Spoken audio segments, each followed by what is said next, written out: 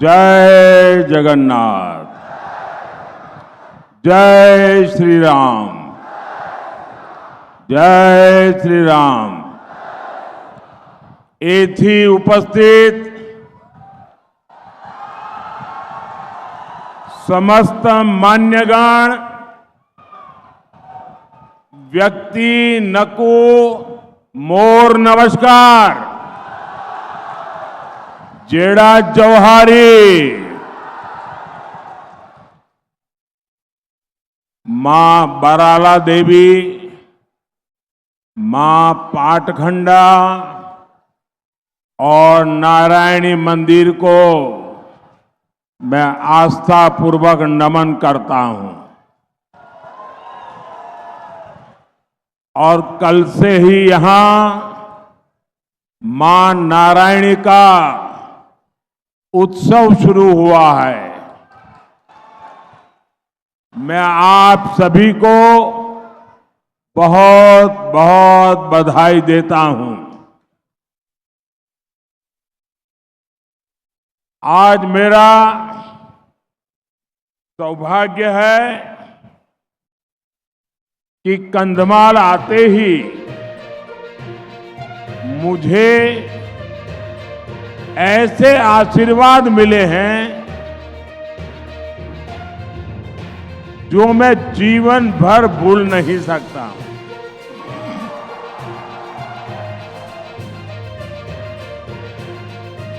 और ये आशीर्वाद पूरे देश में क्या परिवर्तन आ रहा है, कैसा परिवर्तन आ रहा है, उसका एक साक्षात उदाहरण है। एक माताजी ने आकर के मेरा स्वागत सम्मान किया। जब मैंने उनके विषय में जाना तो मैं भाव विभोर हो गया। ये वो माता हैं तुला बेहरा जी, जिनके पास अपना कुछ नहीं है। मुझे बताया गया कि वो भिक्षा मांगती है और तुला बेहरा जी ने भिक्षा मांग करके 1,00,000 रुपया इकट्ठा करके भगवान जगन्नाथ जी के चरणों में दिया।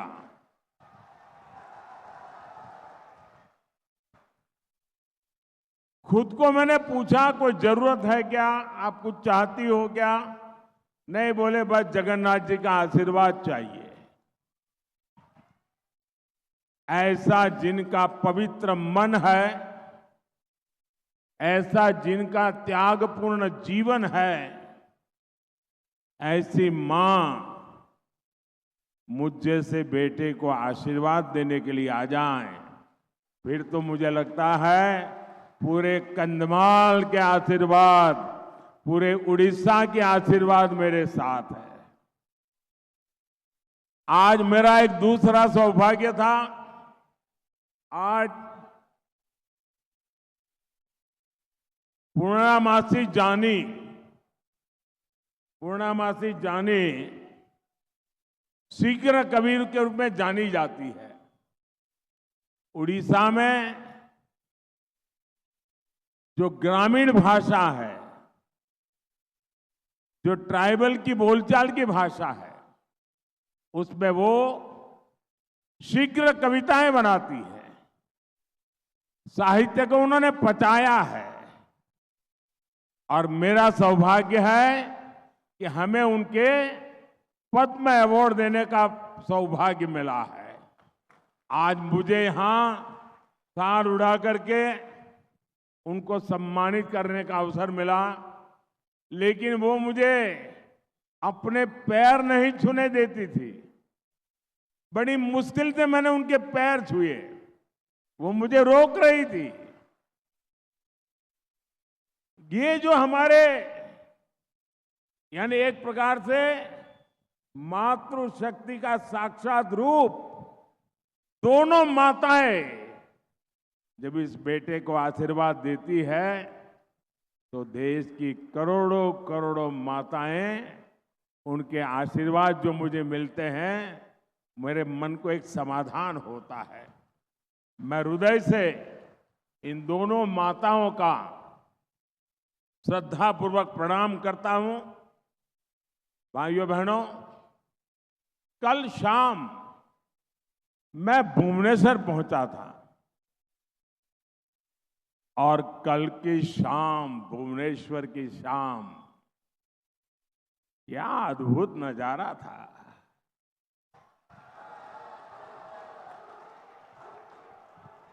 क्या अपार जनसमूह था। सड़कों पर अबाल वृद्ध सब, छोटे छोटे बच्चे, बुजुर्ग माताएं, सड़कों पर आकर के हजारों लोग आशीर्वाद दे रहे थे।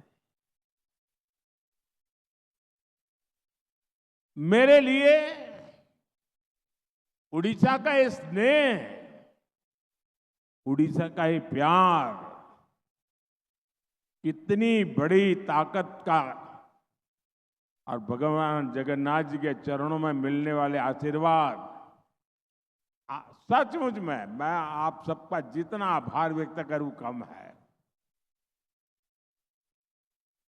मैं उड़ीसा के लोगों का ऋणी हूं। आपने मुझे कर्जदार बना दिया है और मैं आपको विश्वास दिलाता हूं कि मैं ये कर्ज, आपके प्यार का कर्ज, आपके आशीर्वाद का कर्ज, जो मेरे लिए एक ताकत बन गया है, मैं ये कर्ज ज्यादा से ज्यादा मेहनत करके, देश की सेवा करके चुकाऊंगा। और साथ साथ उड़ीसा को देश में एक विकसित राज्य बनाने के लिए दिन रात मेहनत करके चुकाऊंगा। साथियों,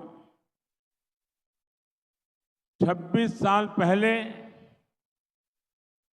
आज के दिन अटल बिहारी वाजपेयी जी ने, उनकी सरकार ने पोखरण में परमाणु परीक्षण किया था और हमने ये दिखा दिया था कि देशभक्ति से ओत-प्रोत सरकार देश हित के लिए, देश की सुरक्षा के लिए, देश के लोगों की आशा अपेक्षा के लिए कैसे काम करती है।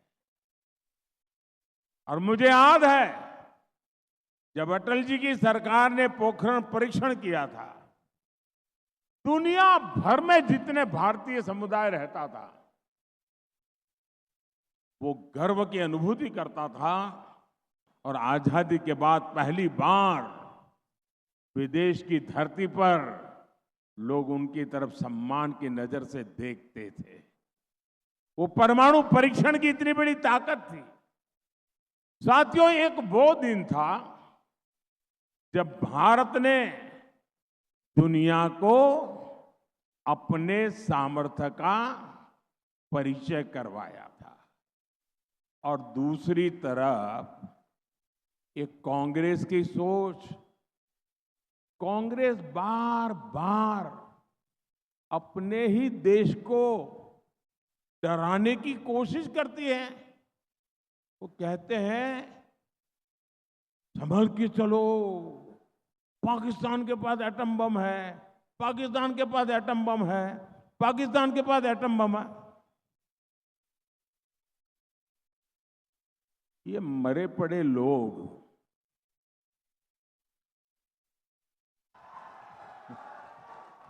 ये देश के मन को भी मार रहे हैं जी। और कांग्रेस का हमेशा ऐसा ही रवैया है। ये जो पाकिस्तान के बम बम बम की बातें करते हैं ना, आज तो पाकिस्तान का हालात ये है कि बम को संभालना कहां, वो भी उसके बस का रोग नहीं है। अब तो वो बम बेचने के लिए निकले हैं, कोई खरीदने वाला मिल जाए। और लोगों को मालूम है क्वालिटी में दम नहीं है, वो माल भी बिकता रही है। भाइयों बहनों, कांग्रेस के इसी कमजोर रवैये के कारण जम्मू कश्मीर के लोगों ने 60 साल तक आतंक भुगता है। देश ने कितने ही आतंकी हमले झेले हैं, देश भूल नहीं सकता कि आतंकियों को सबक सिखाने के बजाय ये लोग आतंकी संगठनों के साथ बैठकें करते थे। 26/11 के मुंबई के भयंकर आतंकी हमले के बाद इन लोगों की हिम्मत नहीं पड़ी कि आतंक के सरपरस्तों को पर उन पर कार्रवाई करें। और क्यों? क्योंकि कांग्रेस को, इंडी गठबंधन को लगता था कि अगर हम कार्रवाई करेंगे तो हमारा वोट बैंक नाराज हो जाएगा। मैं आज कांग्रेस को 2 टूक कहूंगा। भारत का मुसलमान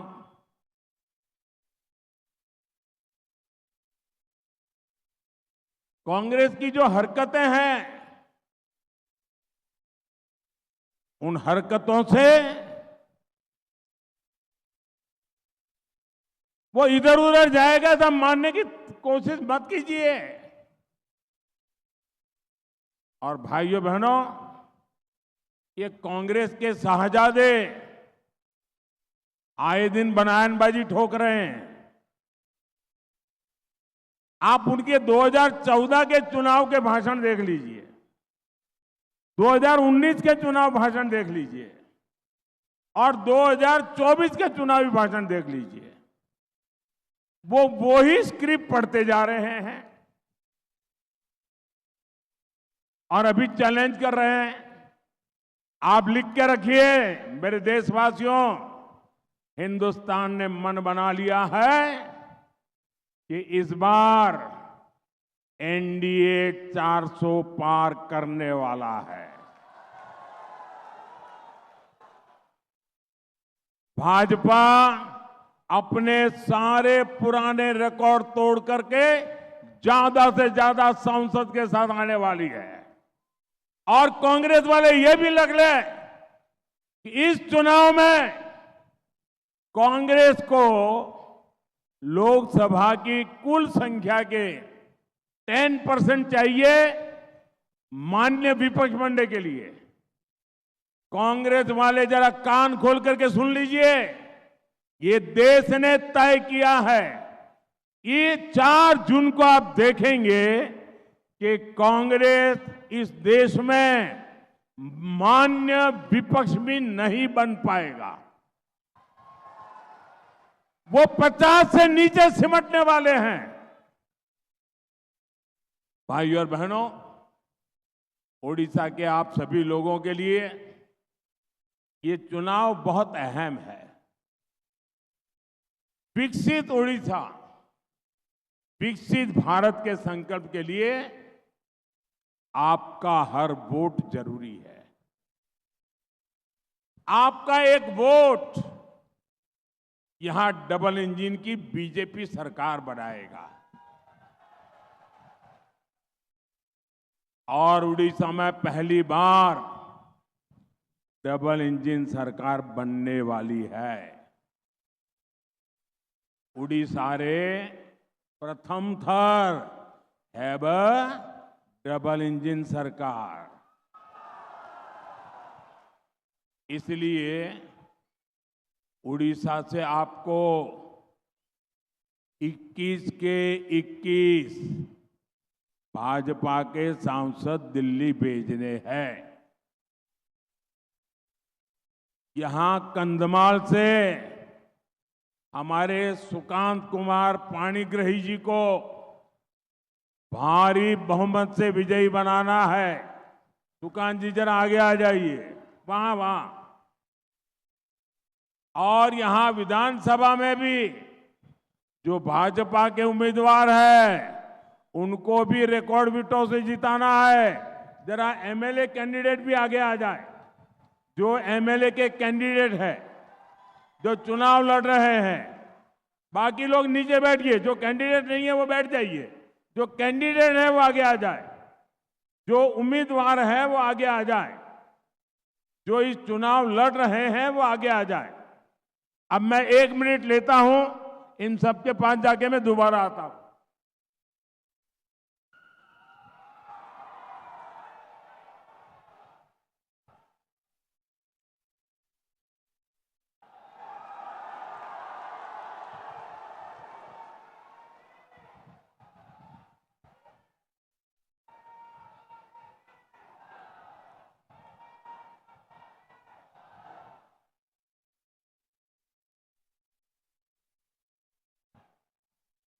मेरे इन सभी साथियों को कमल के निशान पर बटन दबाकर आप दिल्ली भी भेजिए, भुवनेश्वर भी भेजिए और डबल इंजन की सरकार बनाइए।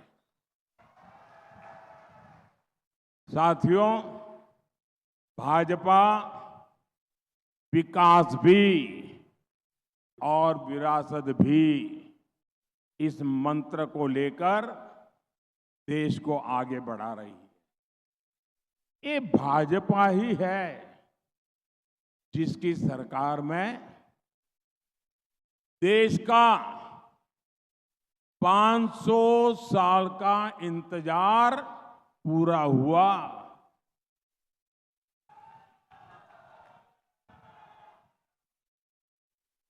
अयोध्या में राम मंदिर देखकर आपको गर्व होता है कि नहीं होता है? आपको गर्व होता है कि नहीं होता है? आपका माथा ऊंचा होता है कि नहीं होता है?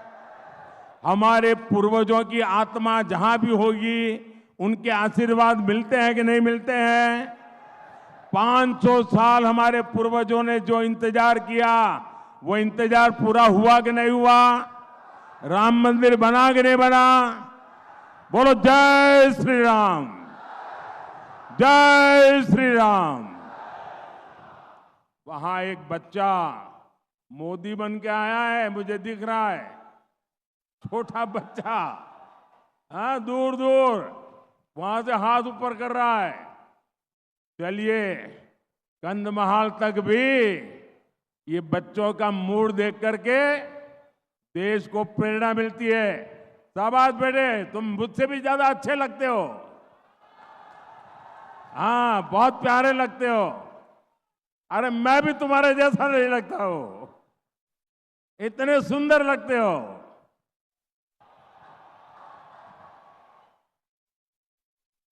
आजा भाई, इनसे तस्वीर ले लीजिए जरा। एसपी जी वाले, ये सज्जन कब से हाथ ऊपर करके खड़े हैं, जरा उनसे तस्वीर ले लीजिए भाई।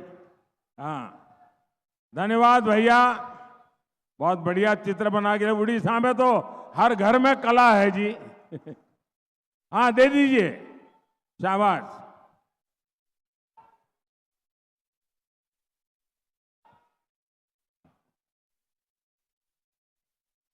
हाँ, दे दीजिए इनको, ये कैमरामैन को दे दीजिए,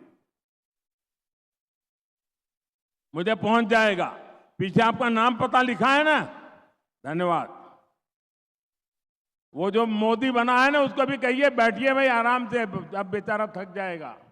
हाँ।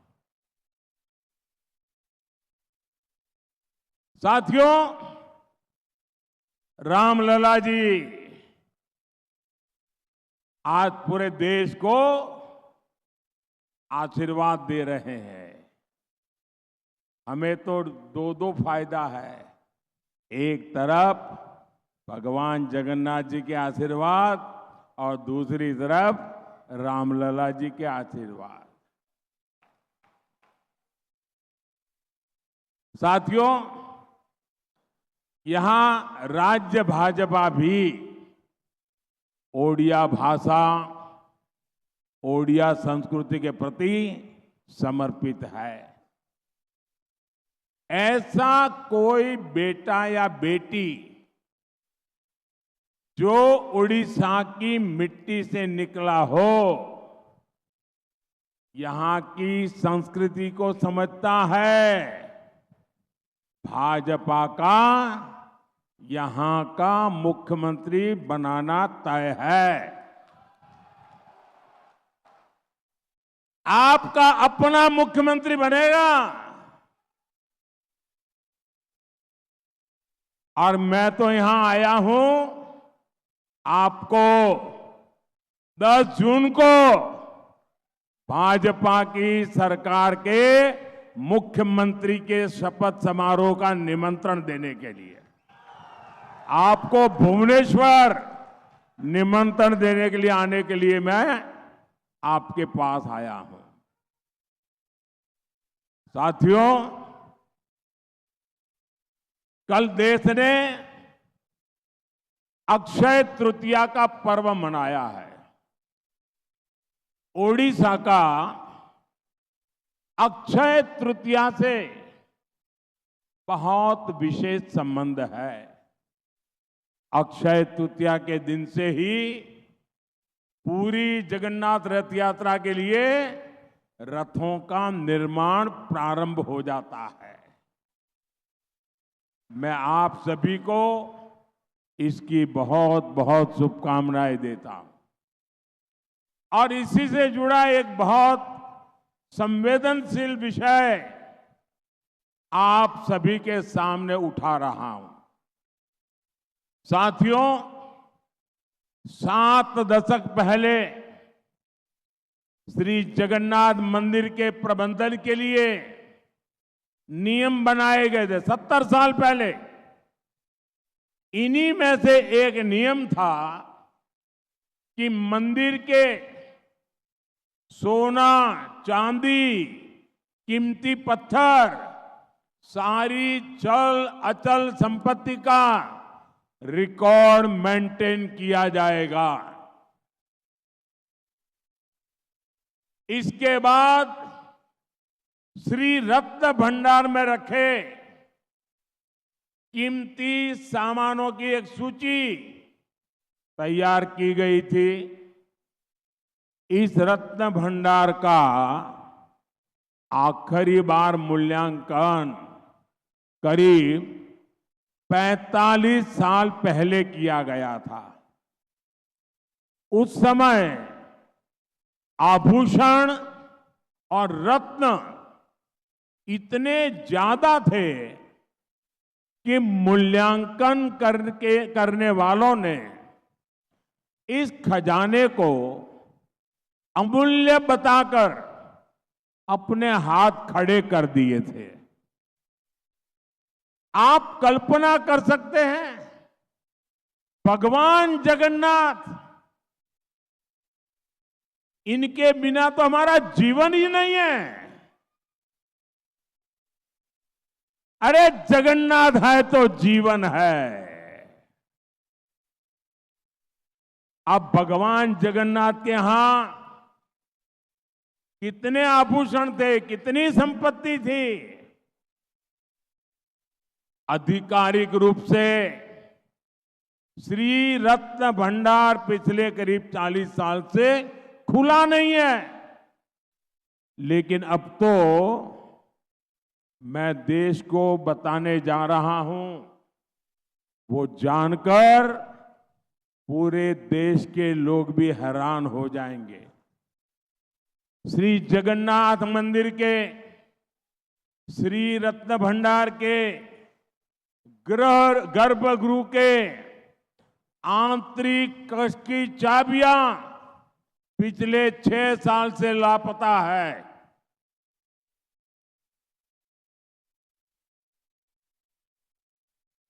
इतना बड़ा अमूल्य खजाना जो भगवान जगन्नाथ के ताबे में है, आप उसको भी संभाल नहीं पाए, चाबी खो गई। आप मुझे बताइए, मेरे उड़ियावासी, आप जरा बताइए, मेरे तो दिल को चोट पहुंची है। मैं आपको पूछता हूं, और आज पूरे देश को चोट पहुंच रही है जब सुनेंगे तो, क्या आपको ये जानने का अधिकार है कि नहीं है कि चाबियां कहां गई? ये जानने का अधिकार है कि नहीं है? हर देशवासी को पता चलना चाहिए कि नहीं चलना चाहिए? हर उड़िया को पता चलना कि नहीं चाहिए? भगवान जगन्नाथ के हर भक्त को पता होना चाहिए कि नहीं होना चाहिए? चाबी चली गई, किसके पास गई?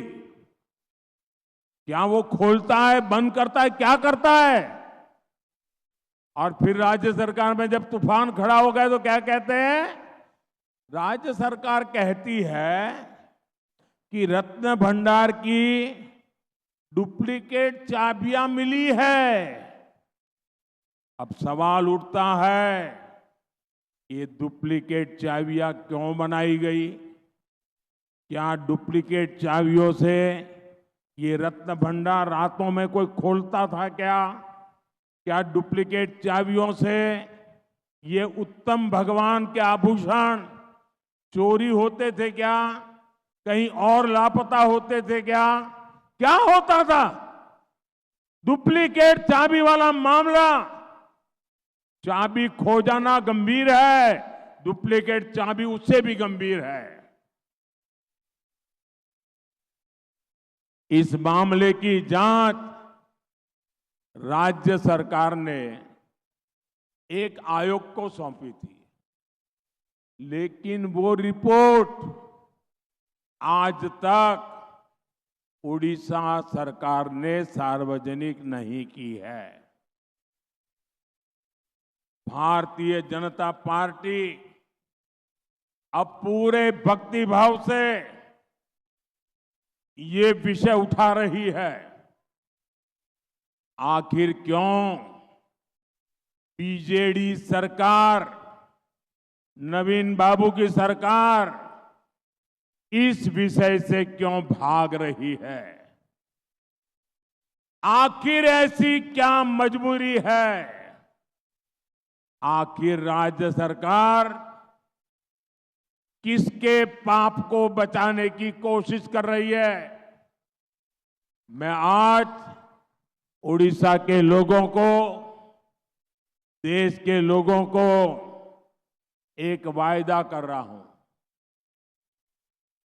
राज्य के अंदर भाजपा सरकार बनने के बाद श्री रत्न भंडार की पारदर्शिता को, प्रतिष्ठा को फिर से स्थापित किया जाएगा।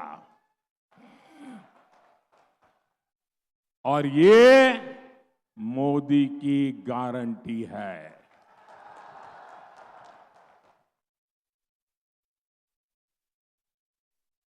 जय जगन्नाथ।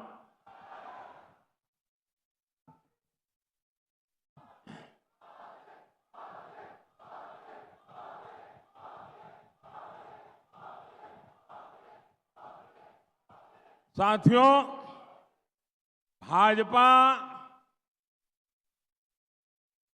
उड़ीसा के कल्याण, उड़ीसा के विकास का लक्ष्य लेकर चल रही है।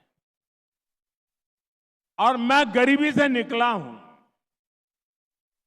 गरीबी विकास की सबसे बड़ी दुश्मन होती है, और इसलिए गरीब का बेटा मोदी, गरीब का सेवक मोदी, आपका सेवक मोदी आपके लिए ही तो खुद को खपा रहा है, दिन रात मेहनत कर रहा है। मोदी के प्रयासों से पिछले 10 साल में 25 करोड़ लोग गरीबी से बाहर आए हैं। जब तक मेरे देश में एक भी गरीब है, मोदी चैन से नहीं बैठेगा। मोदी ने आपको पक्के घर की गारंटी दी है। मोदी ने आपको मुफ्त राशन की गारंटी दी है। इसका बहुत बड़ा लाभ हमारे आदिवासी समाज के भाइयों और बहनों को हुआ है। साथियों, मोदी ने एक ऐसी योजना बनाई है कि आपका बिजली का बिल 0 हो जाएगा। बिजली का बिल 0। इतना ही नहीं, आप बिजली बेच करके कमाई करेंगे। आपको लगेगा अरे तो गजब लाए हैं वे मोदी। देखिए, मोदी ने पीएम सूर्य घर मुफ्त बिजली योजना शुरू की है। और हमारा उड़ीसा तो सूर्य देवता सदियों से उसकी पूजा करने वाला राज्य है। सूर्य मंदिर की उपासना करने वाला राज्य है। मैं चाहता हूं कि आप अपने घर में बिजली का उत्पादन करें, उस बिजली का उपयोग करें, और जो ज्यादा बिजली पैदा हो उसको भाजपा सरकार खरीद लेगी। राज्य सरकार बनेगी ना, हम उसको खरीद लेंगे तो आपको कमाई भी होगी। यानी भाजपा की इस योजना से आपको डबल फायदा होगा। आपकी बिजली 0 बिल हो जाएगा, मुफ्त बिजली होगी, और आप बिजली से कमाई भी कर पाएंगे। और इसके लिए भाजपा सरकार हर परिवार को, याद रखिए, हर परिवार को सोलर पैनल लगाने के लिए करीब 75,000 रुपए की मदद दे रही है।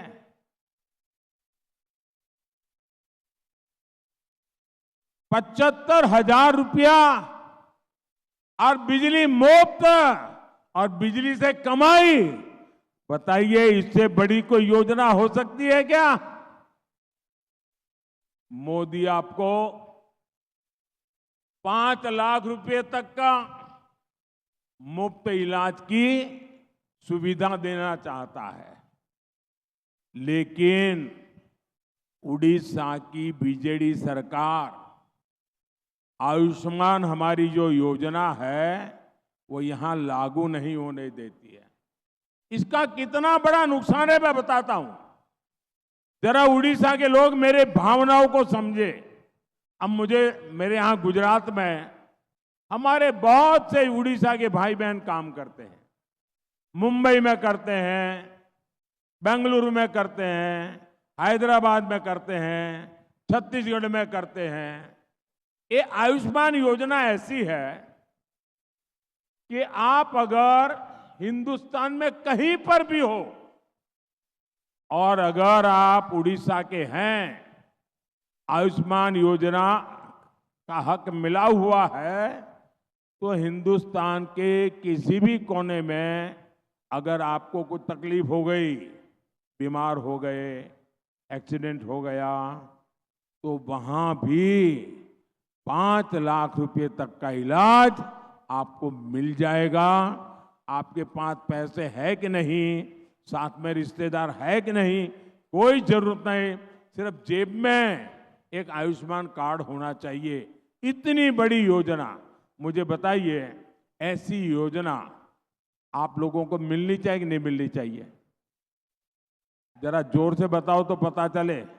ये योजना क्यों आपको मिलनी चाहिए कि नहीं मिलनी चाहिए? मैं 5 साल से यहां की सरकार को समझा करके थक गया कि योजना आप ले लो, ये उड़ीसा के लोगों का फायदा करेगी, पता नहीं, लेने को तैयार नहीं है। जैसे ही भाजपा सरकार यहां बनाओगे, 5 लाख रुपए के मुफ्त इलाज की योजना चालू हो जाएगी। भाइयों बहनों, आप मुझे बताइए, जिसको आपकी बीमारी की परवाह न हो, ऐसी असंवेदनशील सरकार यहां रहनी चाहिए क्या? उड़ीसा में रहनी चाहिए क्या? साथियों, यहां इस क्षेत्र में पर्यटन की इतनी संभावनाएं हैं।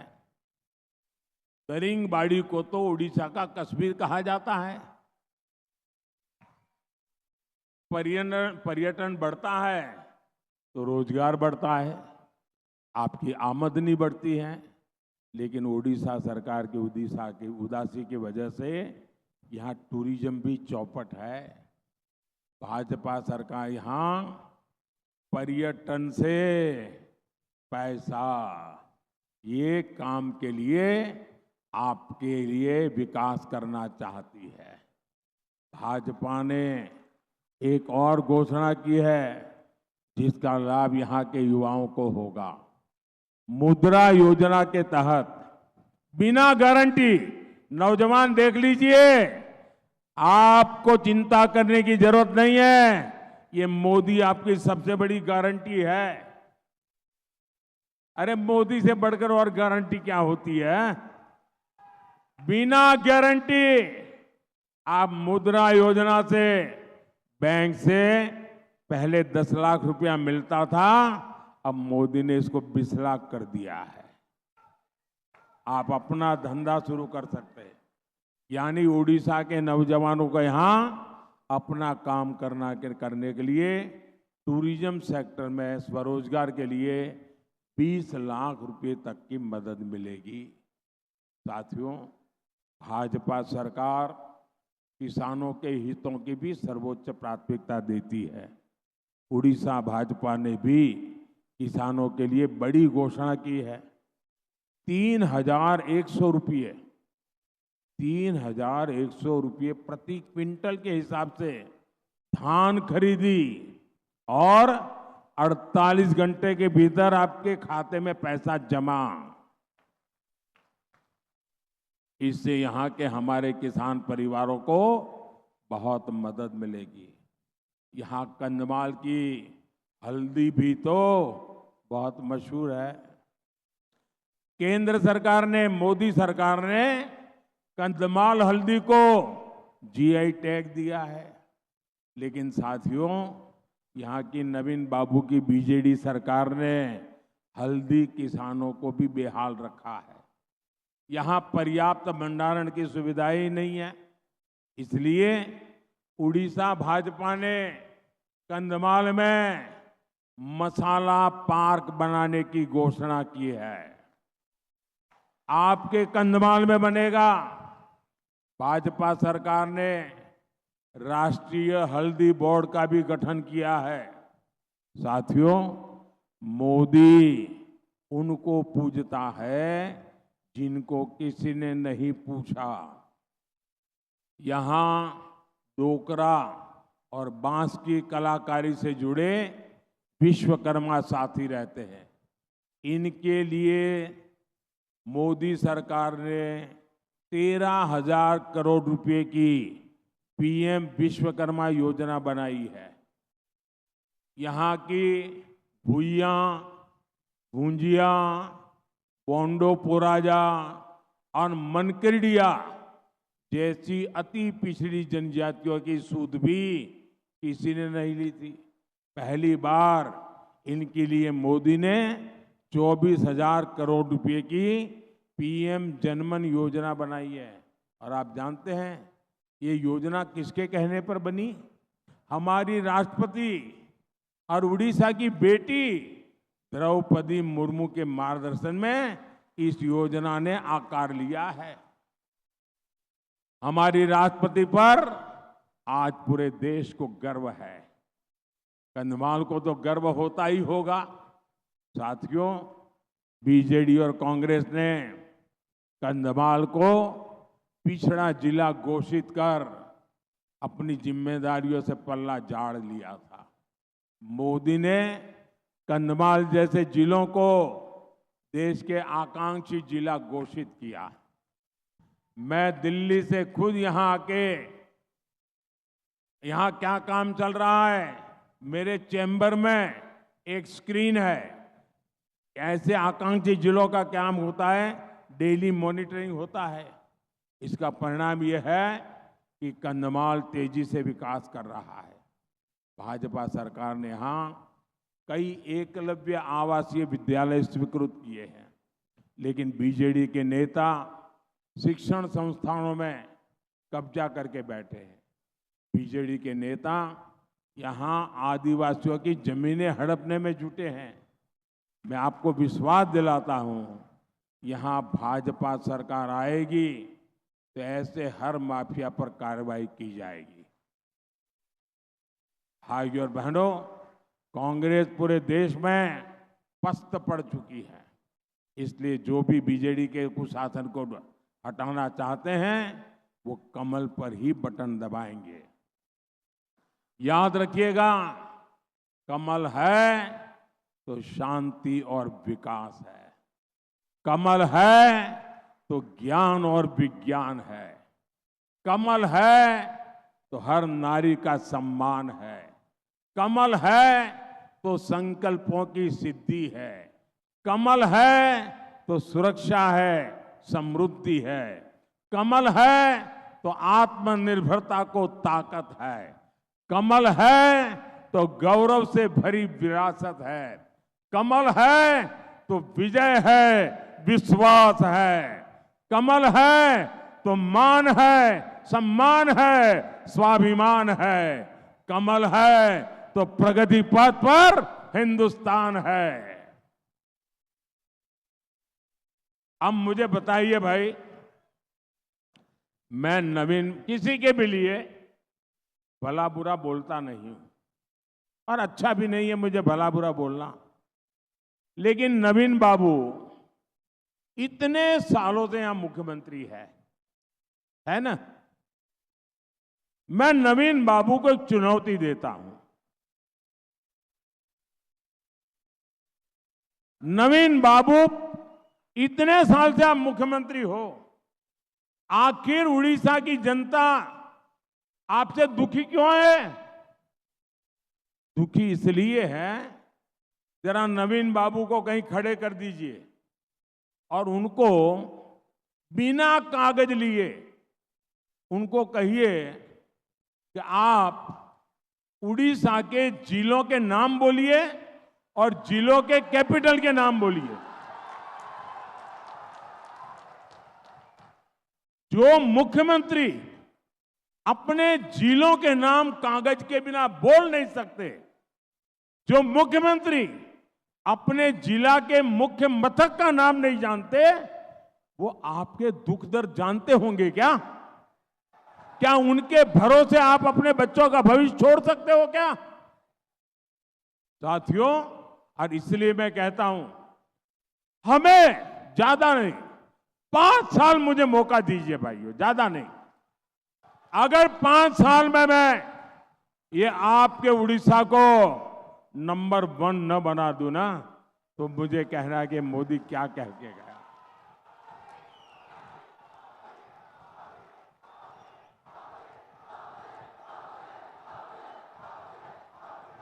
भाइयों बहनों, मैं गुजरात का मुख्यमंत्री रहा हूं। गुजरात के पास जो ताकत है, उड़ीसा के पास उससे 100 गुना ज्यादा ताकत है। गुजरात आगे निकल गया, उड़ीसा क्यों पीछे रह गया? देखिए, यहां पर आपके पास इतने मिनरल्स है, गुजरात के पास नमक के सिवाय कुछ नहीं है। सिवाय नमक गुजरात के पास कुछ नहीं है, फिर भी गुजरात आगे निकल गया। आप तो देश का नंबर 1 राज्य बन सकते हैं भाई। और इसलिए यहां की जमीन से जुड़ा हुआ इंसान यहां का मुख्यमंत्री होना चाहिए। आपके दिलों से जुड़ा हुआ व्यक्ति मुख्यमंत्री होना चाहिए। और इसलिए उड़ीसा के लोग जरा भी चिंता मत कीजिए, एक बार हिम्मत करके सभी एमएलए को विजयी बनाइए, सभी एमपी को विजयी बनाइए और भुवनेश्वर में बीजेपी की सरकार बनाइए और दिल्ली में 400 पार में आप भी भागीदार बनिए। साथियों, मेरा एक काम करेंगे, जरा हाथ ऊपर करके बताओ तो मैं बोलूं। मेरा एक काम करेंगे, ऐसे नहीं, जरा जोर से बताओ तो बोलूं। मेरा एक काम करेंगे, एक काम करना, घर घर जाना और लोगों को मिलकर के कहना कि अपने मोदी जी कंधमाल आए थे और मोदी जी ने आपको जय जगन्नाथ कहा है। मेरा जय जगन्नाथ पहुंचा देंगे, हर परिवार में मेरा जय जगन्नाथ पहुंचा देंगे। बोलो भारत माता की, भारत माता की, भारत माता की। बहुत बहुत धन्यवाद।